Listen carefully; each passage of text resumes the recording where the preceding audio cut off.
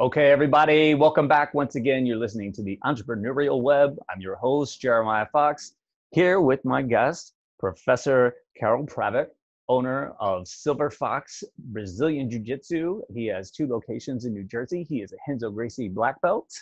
And you were just mentioning in the last segment, your underwater drills. Do you want to explain to everybody what that is? Yes, I will attempt to do that. So I've never seen a fox swim before. Do foxes like water? I don't know. I do. So I've always liked water. I always enjoyed being in the water ever since I was a kid. And I got inspired to, first of all, it started with solo drills, meaning drills without a partner. There was a tournament in Colorado way back in the, I want to say maybe in the early 90s, called Sabaki Challenge. Kyokushin guys, eight guys, Kyokushin karate. And they would stand almost toe-to-toe and just wail on each other. You were not allowed to punch in the face. You were allowed to kick in the face. And one year, the guy that won it was a guy from Japan. And they said, can you believe this? This guy won this. And he rarely trains with training partners. He trains solo. And at the time I was training, primarily striking still, jiu-jitsu probably 2 to 3 times a week. And I was traveling a lot for my job. That was, I had to get up literally, I'd get up at 5 o'clock in the morning and go into the city and get, plan to be back in New Jersey by, 6 or 7, but, back home. And what exactly was the gig that you were doing? You said you were in finance. I wanted to. Syndicated finance, syndicated loans. Okay. So, I was like, man, that sounds interesting. So I started to do some solo drills. I bought a dummy for my basement. And, there were times when when you commute into the city from the suburbs, if you leave an hour earlier, you get 45 minutes, maybe half an hour of that back because the traffic's a lot lighter. So I started commuting into the city, joined a fitness gym that had a pool, and I started doing primarily striking in the water. And I was like, man, this is good. It's making me better. It reinforces the muscle memory. The resistance of the water, makes you faster, more fluid, pardon the pun. I was enjoying it. I was like, man, this is good. So I primarily did striking. It's a no-brainer for anybody that's a striker. Yeah. This is a no-brainer for you. And then over time, when I travel, it's always easy to get a hotel with a pool. So I would, if I had to stay at a hotel that didn't have a pool, I would move the furniture around. I'd do 1,000 kicks before I went to meetings in the morning. If it had a pool, I would go train in the pool, do solo drills. And then I started to incorporate Brazilian Jiu-Jitsu. The weird part with Brazilian Jiu-Jitsu is the breathing, because I've had trouble with my lower back since I was a kid. So the buoyancy of the water really tremendously helps. If you have any trouble with your joints, lower body joints, your shoulders, neck might not help so much, but lower back, hips, knees, the buoyancy of the water is a tremendous asset. And I believe the flow of the water as you're moving through it, is actually therapeutic. So I started to really, incorporate some of the jiu-jitsu things, jiu-jitsu movement into it. And over time, I started to, it became a go-to if I didn't have a training partner or if I was traveling. And about 10, 12 years ago, he's a black belt under Matt Serra, another, former UFC world champion, first American Renzo black belt. And he's a doctor, this guy, Yasha, and he takes care of a lot of jiu-jitsu guys. And, he looks at the MRI of my back and he starts telling me, and I was like, Yasha, I really don't want to hear this. Like, because, it gets it, if you hear so too many, it gets into your head. It's like, this was the lower, every single vertebrae was herniated, compressed and all. I kind of just started to tune him out. I almost like closed my eyes, I didn't want to hear it. So he says, I didn't go quite that far, but he said, listen, that water training that you do, you should not just do it when you don't have a training partner. You should make that part of your weekly routine. That should be your recovery training. And I do believe that this has helped me tremendously in acquiring skill, in becoming faster, because martial arts is muscle memory. I'm not talented. I'm good, but I'm not talented. So it builds your muscle memory. The resistance makes you faster. The visualization is also a tremendous tool. So I think it's really contributed to me evolving, to this day at a much better rate than I would if I just basically trained 3 days a week and took the other days off to recover. Right. So I strongly recommend people try it if you want to. It's an oddball thing. If you want to go to silverfoxbjj.com YouTube channel. There's a playlist on water training from there's I think 4 videos. Some some of them are pretty short, so you can check it out. It's an oddball thing, but guys, if you have problems with your lower joints, you can apply it to anything. You can apply it to running, you can apply it to boxing, you can apply it to karate, you can apply it to kickboxing, and you can apply it to Brazilian Jiu-Jitsu.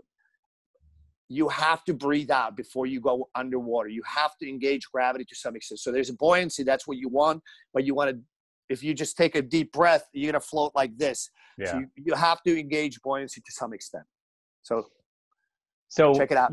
The first time I became familiar with you was at Sun Dojo and Professor Karel. I just walked in, and I'm an avid swimmer too. I've been, right now we can't because I was going to like public pools.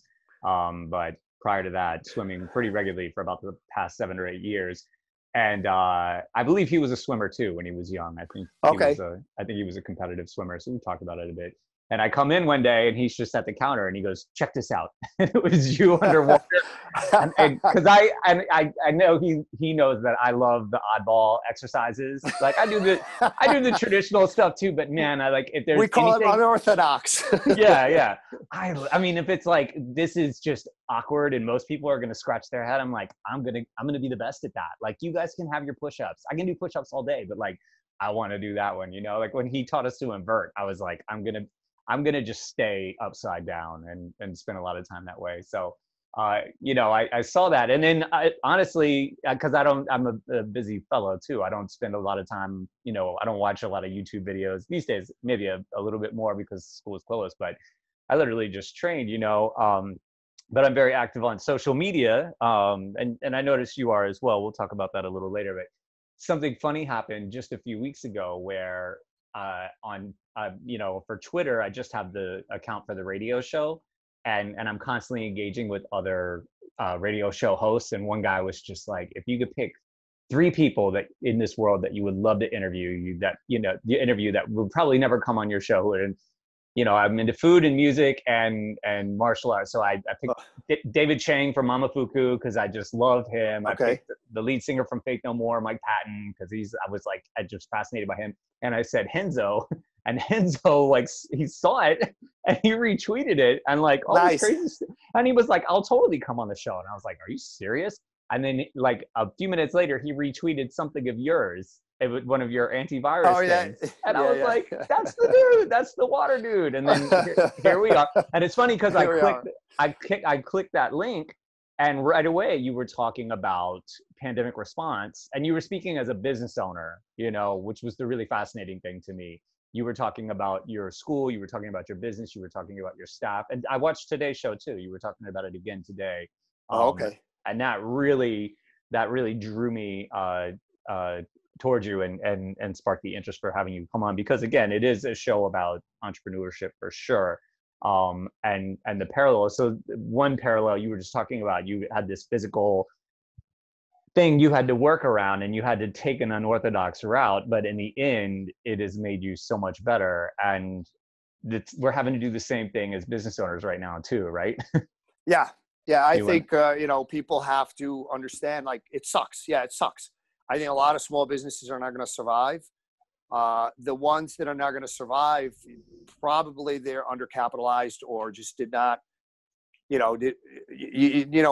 guys, when you run a business, you have to have fiscal responsibility. Without it, you could be the best guy in the world. If you can't survive, how is that going to help your business?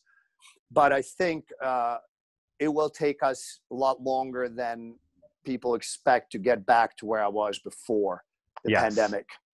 And, it means I got to be sharp. The guys that work for me, in the school, I've been paying full payroll. for the last 3 months, even though we're closed down. But, you know, I believe that if we have the means that we should do it. And also, you know, some of my guys, I know that if they didn't have, by the time they get unemployment, they're probably going to be living with me and I'm going to be feeding them. So might as well just pay them, right? Because it's tough feeding jujitsu guys, man. They like to eat. No, but they were easy. Like I have the similar taste. So like we film. I committed. I didn't think I was going to do this for this long. You know, when we closed down the school, and I did it before mandated because I wanted to do my part in flattening the curve.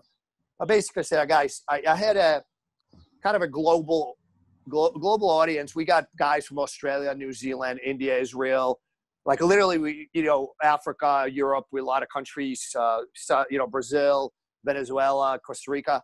So I basically did a Roll with the Fox, kind of a troubleshooting video interactive session where people once a month, they can give us questions as we're filming, and we answer those questions as we're filming. So it's an interactive approach, and it was great. I did 9 months of it, once a month, first Friday of every month at 10:30 a.m. Eastern time. And the reason I made it 10:30 a.m. Eastern time, because I wanted to accommodate more so people in outside the U.S.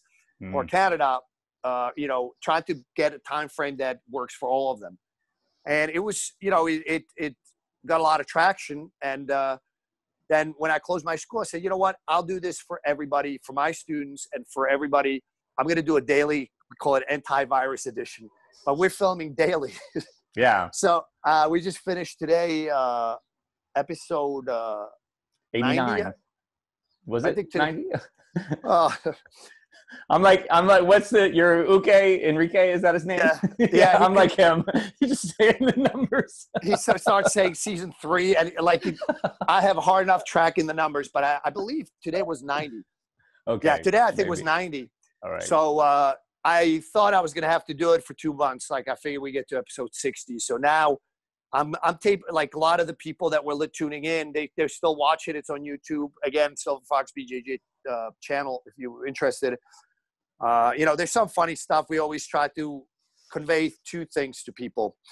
One is technique, and the other one is, guys, you got to have fun. You enjoy Brazilian Jiu-Jitsu. I want people to like Brazilian Jiu-Jitsu as much as I like it.